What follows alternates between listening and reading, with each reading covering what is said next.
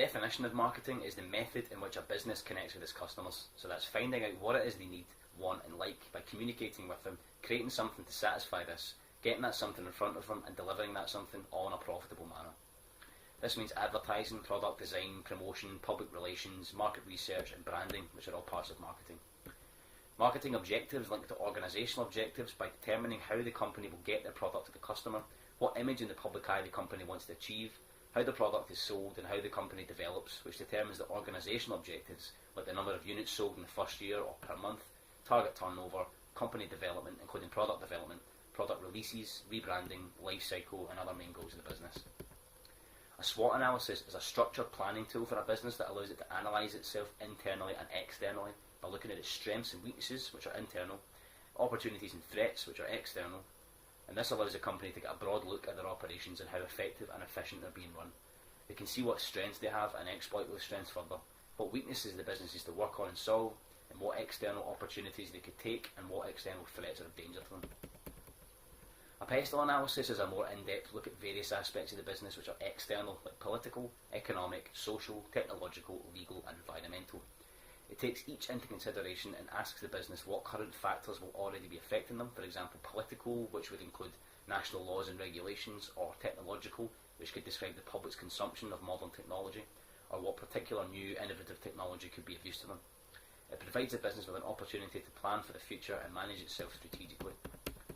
Competitor analysis is a form of strategic management in which a business carries out an analysis of its current and potential competitors, analysing their strengths and their weaknesses to form a plan for the business itself. This lets businesses look broadly at threats from other companies, strengths and the opportunities available to them from the competition's weaknesses, which aids the formulation of a future plan, whether it's the release of a product or the management of a business itself.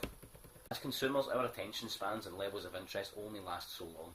As a product grows older, they eventually become outdated and appeal much less to the market at hand, so businesses have to find ways of revamping them. So this could be changing packaging, adding features, developing or completely rebranding the product. So its life cycle is a way for a business to look at the life of a product over a specific time frame relative to the product. It starts with the product launch and product growth to the point where the product meets maturity and then begins to decline and needs change or discontinued. It's at this point a company can plan in advance to either release a new product altogether, such as Apple do with upgrading the iPhone every 6 months, or alter the product like mentioned earlier. When the interest of the original product dies, the new product recaptures the market's interest to keep sales constantly rising. The marketing mix relates to the 4 Ps, which are product, price, place and promotion. These are different choices a company has to make when introducing a product to the market. It asks the company the whats, wheres, whys and whens regarding their marketing strategy.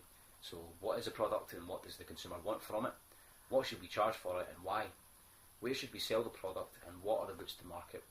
How should we promote and advertise the product? These questions define the marketing mix and help the business to understand each of these aspects when bringing the product to the market. The development of local marketplace is what defines a business's endeavours to market itself to the local area in which it operates by applying the various attributes of its marketing mix with consideration to local consumers, businesses and competition, and even local stores themselves. It allows a business to formulate a plan targeted at groups of customers with a close radius of the business place and operation, which will raise awareness of the product or service at hand and gain the company access to market, which is right at their front door. This can help to boost the image of the company in the local community's eye, increase the customer's loyalty, raise awareness and gain interactivity with the local community through involvement, in which turn builds recognition. Often a company's target market is too broad for one single marketing strategy to target specifically. Segmentation is a marketing tool where the business divides a broad target market into smaller subcategories in which it can then produce specified marketing strategies to reach each category in relation to consumer needs. Some factors that affect the segmentation process are the measurability of the segment size, a clear and concise identification of the segment, how accessible the segment is and how appropriate the segment is to the company's resources and strategies. A target group is the secondary collective of people within the target market in which a company aims to sell its product or service to. A target group can be specified with a number of attributes. For example, the target audience for a company's sportswear line would be gym goals and fitness fanatics, and a target group for a particular item could be women between 20 and 30 years of age. It allows business owners to further refine their marketing strategies and develop further detailed plans to target a wider yet more specific range of people rather than a massive audience. Branding is the method of creating a recognisable image, be it through a name, a logo, a term, a sign, a symbol or a design, for people to identify a company and differentiate between them from other companies. So good branding results in people associating that brand with positive attributes like reliability, convenience, luxury, excitement, passion or friendliness. These positive aspects that are set off in the consumer's mind when perceiving a brand are what drives sales and encourage sales of a product or service through loyalty and trust. So bad branding can cause a company's product to fall, even if the product is excellent, since the consumers are associating a brand with negativity due to, for example, terrible customer service in the past. As Dyson, the product life cycle can be seen when looking at one of Dyson's most innovative products, the Airblade hand dryer. So the dryer was invented to improve an existing conventional hand dryer and save energy at the same time. It's a disruptive innovation, and a company like Dyson is always in competition with its rivals to improve and innovate. The unit was released to massive success, and for some time the product life cycle shows when the company introduced several other products to the Airblade range. So the Airblade is a type of product to gain hype due to its genius and novelty, so Dyson had to keep the momentum up. They not only improved on the original model by cutting down the noise of its mechanisms, but introduced the Tap Airblade, which is fitted to sinks, and the Airblade V, which is the sleeker and more compact model of the original.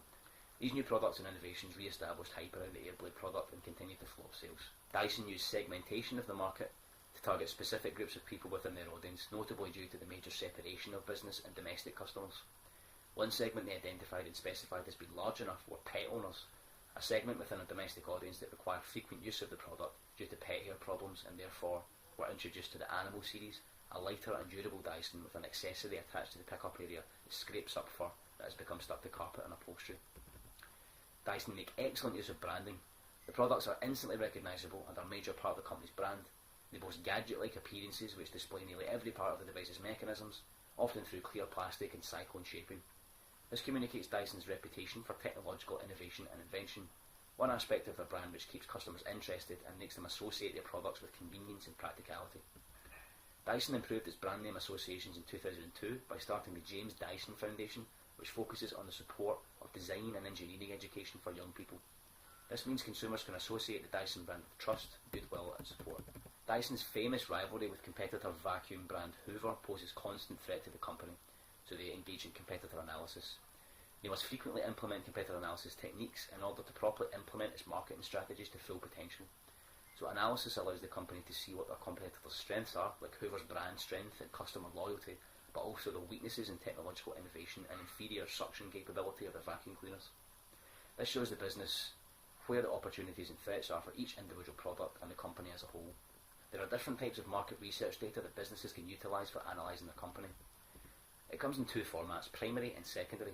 Primary market research is data that has been compiled about customers' needs and buying habits directly from the customers themselves, often related to the business at hand. Example includes surveys, focus groups, street questioning and any other type of data collected in the field. Secondary market research data is simply the same type of data but it's already been gathered, such as demographic data available online, census data, public income relative to the area or sales figures from other companies. This kind of information shows a business exactly what their market are doing, how they consume, what they consume, their behaviour, location, interests, trends and preferences, so a company can tailor their business model to suit the consumer's habits. Internal market research means information gathered from within the company, so this includes regular sales reports broken down into sectors such as geographical area or a particular product type, financial information or competitor information collected by the sales team. It allows a business to see how effectively it's running and how to adjust its marketing to maximise sales. External sources of market research come from out with the company and analyse the marketing environment the business finds itself in, such as competitors and the buyer's profiles. Some examples include government databases and other secondary research figures, industry publications and trade association data. The two main approaches to market research are quantitative and qualitative. Qualitative research is of higher detail and looks at the particular behaviour of customers, so their attitudes and their beliefs. Methods of gathering this data include focus groups and personal interviews, which, while providing a business with an excellent insight into their customers' minds, it's time-consuming and it's expensive. Quantitative research focuses on larger quantity of less detailed research and is usually in numerical format. For example, 80% of customers said they would try the product, 25% they would buy it if it was cheaper, etc. Methods of obtaining this kind of research include online and paper surveys, telephone surveys and face-to-face surveys. Sampling involves the business precisely selecting a small group of the population to conduct research on who represents the greater population. This allows a business to test various marketing methods and other activities on a group of people whose responses represent that of a much larger market of people, which would be far too time consuming and frankly impossible to study.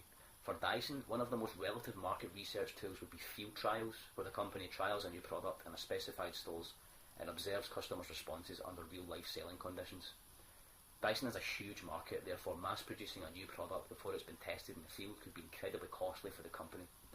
Focus groups would be also a benefit to the business greatly, as they could gather a small number of varied but specific market types, such as domestic homeowners with children to professional cleaners and corporations, to gain a much more detailed insight on people's cleaning habits, and it could also offer insights for product innovation.